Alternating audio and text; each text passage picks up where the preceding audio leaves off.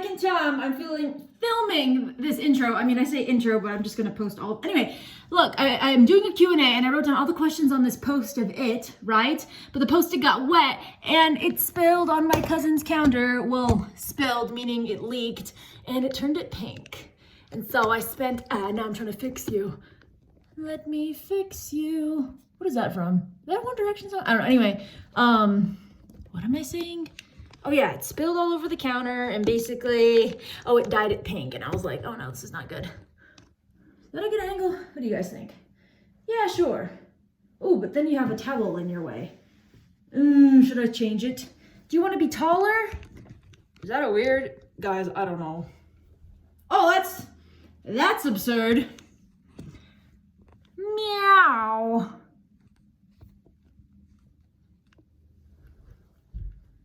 Yeah, that seems legitimate. Okay, so, oh yeah, okay, so today we're doing a Q&A. I asked you on the gram of Insta some Q's that I could A, and I just wrote down 1, 2, 3, 4, I think I have like 5 or 6 here, and it was just the most reoccurring questions. I did a Q&A, my very first Tube of You video, so you can watch that one if you want to know answers about my ethnicity. What else did I answer in that one? What was that? I don't know. I forget what else I answered in that one. I think I told you guys my ethnicity, about my family, my siblings and stuff. And yeah, I don't remember. Anyway, I know I answered questions about my major in that one, and I'll probably answer those again because I get those a lot. Should I fix my hair? Oh, maybe I'll make myself look a little better. Okay, so the most asked question, or one of the most asked questions I got were about why I moved from Hawaii to Utah. So I would honestly say the biggest reason I moved from Hawaii to Utah straight up is just try new things. Like when I was a senior in high school, I was fully planning on going to BYU in Hawaii. Oh, another question you guys asked me was, why does everyone in my family go to BYU, or why did I choose to go to BYU? Straight up, it's because BYU is just extremely affordable. Like I pay, well, for members of the church, BYU is $5,000 a year for tuition. And then with scholarships, I think I pay $2,000 a year, not a semester, a year for tuition. So it's extremely affordable. And that's honestly the biggest reason for me, because you can't turn down that kind of pricing. Anyway, I fully plan to go to BYU in Hawaii. But at the time when I was that was the only college that I applied to, and I was fully planning on going there. And then over the summer, when I started registering for my classes, at that time, BYU Hawaii isn't like this anymore. It was just for a super short period of time. They're planning on becoming a business school, and so they were really only offering business classes. They took out all of their arts and stuff like that, and I was like, whoa, I am not planning on being a business major. And so then my mom was like, see, I told you should apply to the one in Provo. And I was like, well, that's dumb because I'm not planning on moving to Utah ever. And I would always say that too, growing up. I was like, if there's one thing I'm never gonna do, it's that I'm never gonna move to Utah. Actually, there are two things. I would always say, I'm never gonna move to Utah, and I'm never gonna serve a mission for the church. And now I've done both. So if there's one thing I've learned, it's that if I want something to happen, I need to say it's never going to happen. So I've started to say that I'm never going to be a millionaire. Anyhow, so yeah. But because I didn't apply to BYU Provo, my cousin, he was planning on going to this other college, which is near BYU Provo. It's a 15-minute drive. It's called Utah Valley University, UVU. And UVU has open enrollment, meaning they're constantly, you can apply at any time, there's no deadline, because I had missed the BYU Provo fall application deadline. And my cousin was going to UVU, and so I was like, honestly, because I was planning on applying to BYU Provo, but I was like, if I don't take the steps now to move to Utah, I'm just never going to move there. And so I just applied to UVU, and then I went there in the fall, and then I applied to go to BYU Provo in the winter. So I actually went to a different college. My neck, ow. my first semester of my freshman year. It was actually super weird too, because UVU doesn't have like dorms or anything like that. It's not that type of a college. And so I lived like in an apartment my freshman year. That's a whole nother story time. Guys, I lost my moisturizer. Oh, I found it. Anyway, I lived in an apartment my first semester of my freshman year, but that living situation was not the besto. So then when I got into BYU for the spring semester of my freshman year, is this all making sense? I went to UVU one semester and then I transferred after one semester. Anyway, then I moved into the dorms at BYU, but it was kind of weird because I didn't have like the typical freshman experience where it's like, yeah, like we're all new here, we're all freshmen, because like I was like new to like the dorms. Like I was like that new kid who just moved into the dorms. Super weird. Anyway, but I don't really care. I wasn't really in it for like the super freshman-y experience anyway, so it all worked out. So what question was I even answering? Oh yeah, so that's how I ended up moving to Utah. And the greatest part about that was, so my freshman year, I moved up here alone, but me and my best friend Dasha, we miss each other a ton, and I was like, man, Dasha, like, I wish you were here. And Dasha's not a member of the church, so she didn't want to go to BYU. Plus, the school's more expensive for people who aren't members of the church. But because I had gone to UVU for one semester, I got to see that they had like a dance program there, and Dasha's a dancer, like a hip hop dancer. And UVU is also pretty affordable. And so I was like hyping it up for her, and I was like, Dasha, you should move here. And then she did. So my sophomore year was really fun because I got to live with my best friend Dasha, and then my friend Rachel, who I met in the freshman dorms at BYU. So really a great experience in all honesty. And I have no regrets, because had I have gone to BYU Hawaii, I probably would have just stayed living with my parents, and that honestly would not have been great. Like there would not have been any character development, you know, and it's just, you gotta try new things. So I have no regrets. Second thing is people were asking me about my career plans and how I picked my major. Okay, so some of you want to know the history of my majors because I've changed my major like 5 times. So my very first major I picked, I was undeclared but planning on doing theater. Yeah, I know. But the thing about theater is like, because I did theater like all growing up and like in high school. I talked about this in the last video. Like, I wouldn't say I was a theater kid. Rather, I was a kid who was in theater. But I was like pretty into it, but I wasn't like a theater kid. I don't know. Anyway, I did that. But the only thing is I don't sing or dance. So theater, it wasn't really a super, I don't know. Because usually when you do theater, especially at a collegiate level, you have to be able to sing and dance, and I don't do those things. And I can sort of hold a tune, and I can't dance at all. Like, I cannot dance. So, yeah. But, so that was the first one, was kind of theater. And then I switched to journalism, because, and a lot of people always tell me this, is that I have a news reporter voice. And I'm a pretty decent public speaker, so I was like, oh, I probably could do that. Like, that'd probably be, is it focused? Yeah. I was like, I probably could be a news reporter. And then I did an internship at a news station, and I literally hated it. Also, news reporters have to wake up. My shift started at 2 in the morning. 2 in the morning. And usually, like, when you're first starting at a news station, you have to do, like, those early morning shifts. That's just how it is. And it was awful, and I hated it. And also, if I'm being completely honest, I don't really care about the news. Like, I can't keep up with stuff like that. And some of the stuff we were reporting was so stupid. It was like random, and it was just like, why are we reporting? Like, you know what I'm saying? Like, they were like hunting for stories, not because they cared about it, just because they need to fill a deadline. And oh, if there's one thing I hate, it's a deadline. Those stress me out. So that was crossed off the table. And then I switched to psychology. So now we're going on my 3rd major, because I decided I really wanted to do something for eating disorder prevention stuff, and I still want to do that. And then I got a minor in nonprofit management because they don't have that as a major. Otherwise, I probably would have done that major for a bit. So that's my 3rd major. And then what did I switch to? Oh, I think I missed one. What did I miss? Psychology. Oh, no, because I had theater, journalism, psychology. Oh, maybe I only switched my major 4 times. But I also might be forgetting one. No, I totally forgot. I did forget one. I was a film major. After I did journalism, then I switched to film because I was really into watching BuzzFeed videos. And so I did, like those BuzzFeed videos, like these people try these things, or stuff like that, or like the Try Guys, stuff like that. And so I literally did research into like what all the successful BuzzFeed people studied in college, and most of them studied film. And I was like, I guess I got to study film. Yeah, so I was a film major first semester. Terrible idea, because the ADHD game is super strong, and literally I can't even sit through a movie. So that major did not go well with me.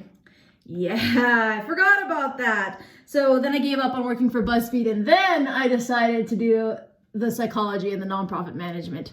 LOL, I knew I was forgetting one. Okay, and then I did that, and then I went on my mission.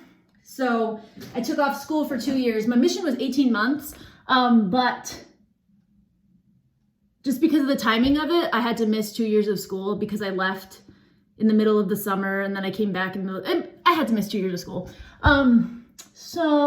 I left like in October. It doesn't matter. I missed 2 years of school. So then I had a lot of time to think-a-link on my mission about what I wanted to study. And I was like, man, do I really want to study psychology and nonprofit management? I don't know. And basically, when I came back, I still didn't know what I wanted to study. But by then, my best friend, Dasha, that's the one who had moved up to Utah, which is so sad because then we didn't get to spend those last 2 years together of college because I was on my mission. But that's okay. No regrets because I love my mission. Anyway, but by the time I could come back, Dasha was already graduated, and she graduated in public relations. And she was just kind of explaining the major to me, and she was like, yeah, basically, like, you do social media for companies, stuff, blah, blah, blah, blah. It's like marketing, but it's not. And honestly, I was like, I don't know about that, but sure, why not? So I was just like, I'll just study whatever my friend studied because she seems to be happy. So yeah, now I'm doing public relations, but I'll be completely honest, it is not quite, I'm itchy. It's not quite really a fit for me. Well, okay, my thought process on it was I wanted to do, so I have a minor in psychology and a minor in nonprofit management, and I'm studying public relations. So my thoughts was I wanted to do public relations. So kind of like, let's say just marketing management, basically, for a nonprofit that works on eating disorder prevention awareness was my thoughts. But here's the problem. The reason I want to do prevention awareness for eating disorders and not like, although my mind might change now, I don't know, deliberately fixing the problem of eating disorders is really hard because it's really, really hard. I think it would just hurt me to see a lot, like the reason I don't want to be a psychologist is because if someone didn't want to change or if they're having a hard time changing, I think it would make me really, really sad. And so I want to do prevention awareness, so to kind of stop the problem before it starts, because I feel like that would make me less depressed. But if I'm being completely honest, I've made TikToks talking about, my experience with eating disorder and stuff like that. I'm not in a place in my life where I'm super comfortable talking about it. Like I'll make TikToks about it every now and again, but I can't bring myself to do it every single day. Hopefully one day I can. It just makes me feel like, it takes me back to a bad place in my life. And it's not the kind of energy, you know what I'm saying? It's not the energy that I want or need all the time. And so for that reason, I don't know if I could make a career out of it, just because it personally puts me not in the best mood. But at the same time, I do want to help people. So maybe I just need more time to kind of figure out that. But hopefully that makes sense. Anyhow, that was a long tangent. Oh yeah, so basically I was studying PR. I decided I didn't really want to do eating disorder stuff, and I was like, I don't know what I want to do. But my mom is a school teacher, and I was like, well, if there's one thing I want, no, rewind. So then so if you remember, at the beginning of this journey, I was a journalism major. Here's my water bottle. Guys, I'm addicted to water. Yummers. I drink over a gallon every day. Like, I will easily refill this, I want to say 5 times a day, and I'm not even kidding you. I love, anyway. So my mom's a kindergarten teacher, and I actually worked at her school right before my mission. I worked there for like 3 months, and I really liked it. I thought time went by really fast, and also if there's one thing I know that I love, it's summer break, and teachers have that, and no other job has that. So I was like, honestly, I feel like I have a booger. I'm gonna pick it. picking it off camera. Okay, got him. Anyway, yeah, so I was like, I like summer break, I like vacation, I would just become a school teacher. And I actually just decided this, like, this last December, like, while I was home for winter break, I was like, yeah, I'll probably just get my teaching degree after I graduate, and then I'll have summer break forever. But now, if I'm being completely honest, I think I'm going to put off getting my teaching degree because thanks to you guys, to my bestie corn dogs, I'm in a place now where I can create content full time, and I feel so blessed and fortunate that I have this opportunity. And I don't know how long I'll be able to continue to do this, but I'm hoping that we besties can all stick together and we all can keep doing this. And that's why I appreciate you guys so much. Sorry, this is just a little tangent. If I edited this, let's imagine that I'm putting on music and this is like black and white, but I really am grateful for you guys. And like, seriously, like when like you guys follow my Instagram, you guys like DM brands and or like message brand or what am I supposed to say? Like comment on brands page and like work with Kirsten, pepperoni, like literally besties, corn dogs. I love you guys. Like the corn dogs are real ones, you know? Anyhow, so I'm gonna put off teaching for now, but if I stop making money from creating content, then I'll get my teaching license, and I think I'll be happy in that too, you know. But so yeah, my current career plans are to keep hanging out with you guys because literally this is so fun, you know. And yeah, I love it, and I find so much joy and satisfaction in it. So thank you. Oh my gosh, wait, I didn't even finish my story because my water bottle distracted me. But it doesn't really matter. Basically, I worked at this radio station and we had a ton of deadlines. This was super recently too. This was like in September of last year, right before I decided to become a teacher. I went back to, I was like, maybe I do want to do journalism. I worked at a radio station. It was the worst job ever and it was super toxic. And then I was like, no. And I was like, definitely not gonna do that. Not that you guys really look at this, the way this sleeve looks, it's like, you see it's like tucked up here, so it kind of looks like a kimono, which makes me think of Sagwa. Did you guys ever watch Sagwa, where the lady had the kimono and it was like, do you guys know what I'm talking about? And except Sagwa is Chinese, so it's probably not called a kimono. Kimono is a Japanese word. Anyway, it was like this, and she'd keep her dogs in her sleeves. That was my favorite show growing up. Actually, side tangent. So it was literally my favorite show. And one day when I was like 4 years old, maybe 4 or 5, my grandma told me the story. I don't remember it, but I was like, Grandma, like when Sagwa comes on, like, can you wake me up so that I can watch it?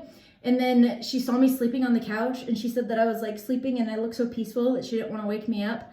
And so, when I did wake up, she was like, oh, Kirsten, like, I'm so sorry, like, I didn't want to wake you up, like, you look so peaceful, like, while you were sleeping there, and then I just started crying, and I was like, why didn't you wake me up, like, I want to watch Sagwa. So my grandma called literally every library, like, within 30 miles to ask if they had Sagwa, and no one did, and she called, like, all of our relatives, asking if they had Sagwa on DVD, so quick, so cute. But when she tells everyone that story, everyone's like, why did you tell her Sagwa had come on? Like, why didn't you just lie? So cute, my grandma. I think I'm just gonna finish doing my makeup now. Yeah, we're just filling in the eyebrows. Should I brush them up? I've never done that, like brushed up my eyebrows with this no makeup look. Let's see what it looks like. Sorry, that was a long tangent, and really all I did was answer 2 questions. Third question, and I get this question a lot, is when did I start TikToking on the clock? I started TikToking on the clock just this last December. So like the same time I decided I wanted to be a teacher, then I started making TikToks on the clocks. My first TikTok is deleted because I had 6 followers when I made my first TikTok, and that TikTok got over 5 million views. Yeah, because what had happened is in that TikTok, basically, I needed advice on something, but because I needed advice, I shared personal information about other people. Granted, I had 6 followers. I was expecting like max 300 views and maybe like 10 comments telling me, you know, what I should do in this situation. But it got 5 million views. Yeah. And I didn't like super share, like I didn't show like pictures of people, but I did use the first name of one of the people who I was talking about in that video. Anyway, so the person who I'd made it about asked me if I could take it down. And I was like, yes, definitely. So I took it down. And that was my first TikTok on the clock.